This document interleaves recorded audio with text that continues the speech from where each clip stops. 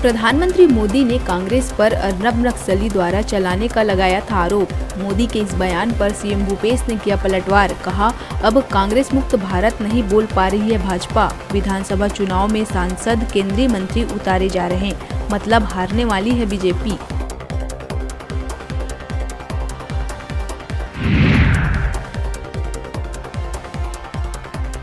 भाजपा की परिवर्तन यात्रा में शामिल होने भोजपुरी एक्टर और सांसद मनोज तिवारी पहुंचे रायपुर।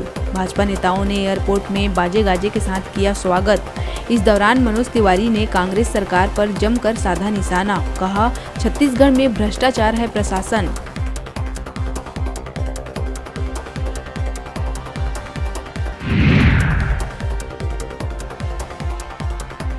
सांसद मनोज तिवारी के 75 सीट वाले बयान पर कांग्रेस संचार प्रमुख सुशील आनंद शुक्ला ने किया पलटवार। उन्होंने कहा कि हम अपने काम से ही लाएंगे 75 सीट। सरकार ने लोगों को भरोसा रखने का जताया है विश्वास। कांग्रेस ने अपने सभी वादे किए हैं पूरे।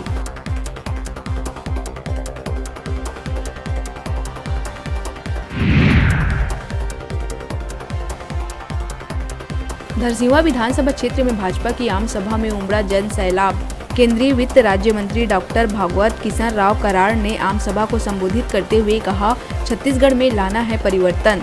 तो वहीं अरुण साव ने कहा कांग्रेस सरकार ने छीना गरीबों का आवाज।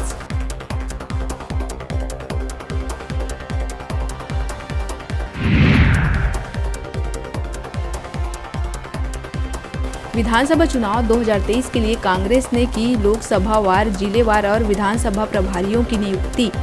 11 लोकसभा के लिए की गई 22 प्रभारियों की नियुक्ति।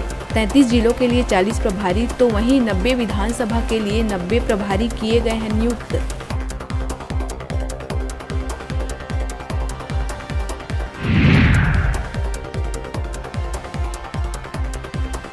सूरजपुर प्रतापपुर विकास खंड अंतर्गत प्राथमिक स्वास्थ्य केंद्र पेंडारी में जीवन दीप समिति के माध्यम से होने वाले कंप्यूटर ऑपरेटर की भर्ती के लिए आरएमए विकास मिंज द्वारा नवाडीह के ग्रामीण के घर जाकर 1,20,000 नकदी रुपए लेने का वीडियो हो रहा है वायरल।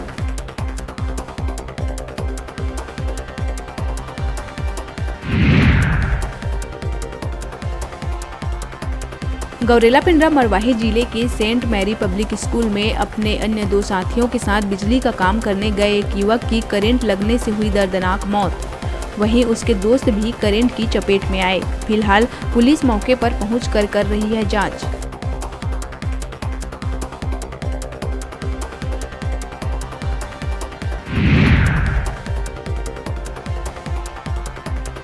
जांजगीर चांपा में कलयुगी बेटे ने पिता पर ईंट से किया जानलेवा हमला।